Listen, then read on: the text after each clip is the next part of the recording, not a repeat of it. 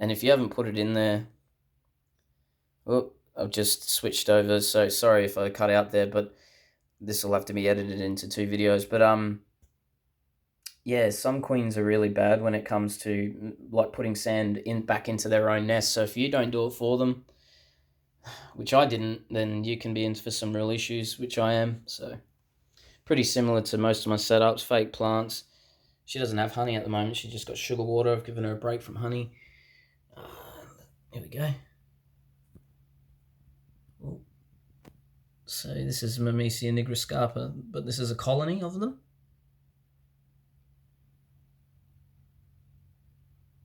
That's a worker there. Oh, what is she doing to that sand? That was weird.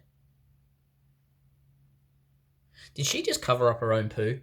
Okay, anyway, so they've got honey in this plant up here if they want to climb for food, but they've also got a huge sugar water test tube.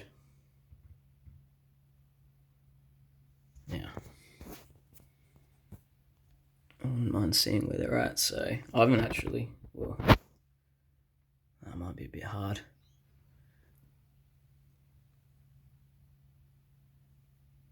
Beautiful species. So there's 4 workers of them at the moment, and I'd imagine sometime around spring, early to mid-spring, there'll be a new batch of eggs. So that's when I'll start checking. You know, it's not really any point checking. They're going through winter and the queen's getting ready to bunk down for winter. So it is really kind of pointless. But these girls are always worth having a quick look at. So this is Rotito Panera Metallica, and they're also known as, you know, the green head ant or pony head ant or green ant, depending on where you are. That may confuse you because there are other ants like the green tree ant or weaver ant.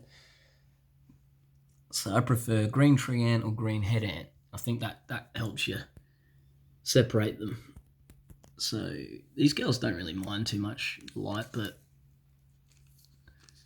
when you keep them in the dark, they probably don't like being disturbed too much. Did I turn off the light there? I did, yeah. So here's all their brood. I thought, what happened to all their brood? So they've got a nice little batch of larvae, but I don't know what they're doing with it. And one thing I've noticed is really interesting is they've been taking sand, putting it on the sugar water, and then taking the sugar water, that sand back inside. Now, I don't know what the purpose of that is, but I'll wait and see. But it's just good to see them do stuff, you know. This has always been their toilet. I find that fascinating. They just shit inside in the little corner there at the back of the cave, like little cavemen. And I think they've lost, I reckon they were up to 8 to 9 workers. It's always been really hard once they went in here to really be sure. 1, 2, 3, there's 1, 2, 3 there. The queen's there. It's so hard to actually tell, but I believe there's another 3 there. But see, they go into these underground chambers. Like down there. See, there's one in there. You know, and there's always like one just sitting in the tunnel. Like allowing people, other ants to pass. And so it's always so hard to count them. But it's great to see them utilize this underground system. It goes to show how much longevity they're going to have in this nest.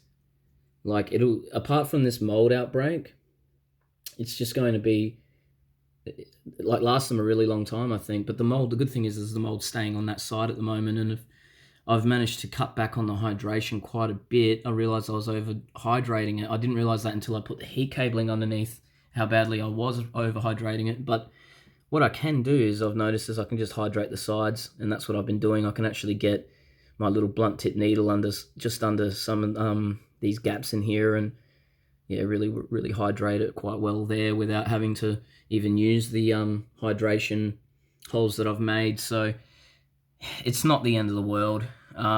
They've got sugar water and they've got honey. I crushed up a little bit of peanut and also threw some chia seeds down here the other day, and it looks like they've chucked something in there. There's a couple of dead bits of mealworms, some dead cricket. They're quite carnivorous, and they really, yeah, so you can, there's a massive rubbish pile there. So it looks like they could probably do with a bit of a clean out, these girls. But because they don't climb, the way I get around it is just don't have the lid on all the time. They don't need it. Literally don't. It's really more there for their protection. So yeah. Let's just hope there wasn't any worker ants caught up in amongst that fake grass like there sometimes is. So yeah, so that's the Metallica. They're always just plodding along. They're not making any great progress because it's winter, but they're certainly not doing bad. So yeah, I want you to check out my Big Nelly. Just gonna grab them gently. See, I don't give myself even enough room to grab stuff. These girls have got so much brood.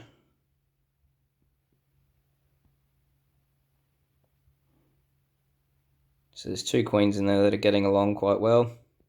There was 3, but 1 died. They've actually got the brood of about, I don't know, 13 queens. You got heaps. It's all new brood. All freshly laid this year, all like nenetic brood, so we'll see how it goes.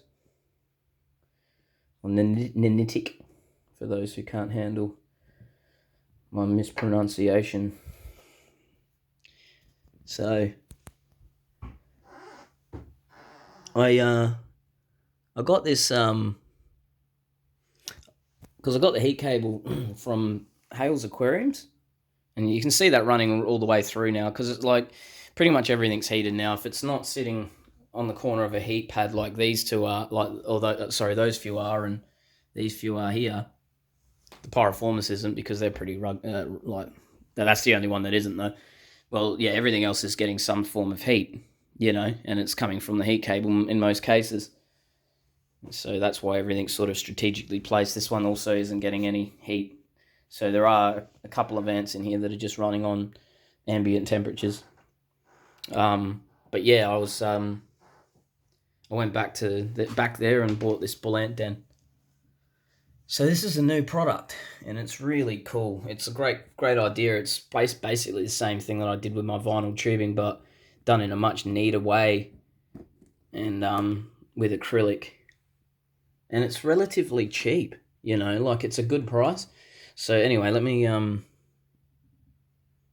show you how this one works. If you haven't already seen this, try not to muck around too much, sorry. Okay, cool. You're living down there. So she's decided to go into the water tube, eh? That's all right. This one up the top here was her original tube. This one up the top here is the original tube. That's the dry tube that I didn't put any water in. I just put a layer of sand in it. And then this is the water tube, the refillable water tube that they give you. So it's actually laser cut. And it comes with this little bit of tape on it with some wax. And you just pull that tape off. And then put your little rubber plug in, bang. Get rid of the little bit of water that may leak through, because once you break the vacuum seal, you do end up with a bit of water leaking through, but that doesn't last once you plug it back up again, and then yeah, you're all good to go. So yeah, it gives you a good variety of environments for them. And the heat cable in this setup is actually just running right across the top there. It really doesn't. Oh no, sorry. It runs from there through to there. That's right. So it's a bit random, but yeah, it has like this congregating chamber here, this main chamber here, and so all the tubes run out into that, and then bang, she can come out to there. And I think it's pretty ideal for something like Nigroceps nigroscarpa size. Although you probably could use Pyroformis, put Pyroformis in it. If you because I know for a fact that you can get Pyroformis going in 20mm tubes, so don't see why it wouldn't work. So yeah, it's a beautiful idea. Love it. I love the idea, and I've been pretty stingy with her setup. Her fake plants are literally just bits that my son and I have put together, and you know, just rocks from the backyard, sand that I'd already bought. Everything was all pretty thrifty, and I just thought, why not give her something cool? So yeah, she got that, and hopefully she lays another batch of eggs come spring because she ate her eggs. I just lost my 3D printed plug. Hold on. Yeah, so we got a 3D printer. I've been print. I made this. No, I didn't. Sorry, I found this online and rescaled it to suit what I wanted it for, and then I just drilled 30mm holes in it, and yeah, just whack those in. So yeah, I've showed everyone except for one. I'm going to show now, and I haven't shown really the gloser, but like this video is getting like beyond half an hour now, so I've got to really start slowing it, doing something, like thinking about an ending here. All right, so let me just get that ready. So now I can just take that plug off, put the brush in. This is actually a little bit more awkward from this angle, but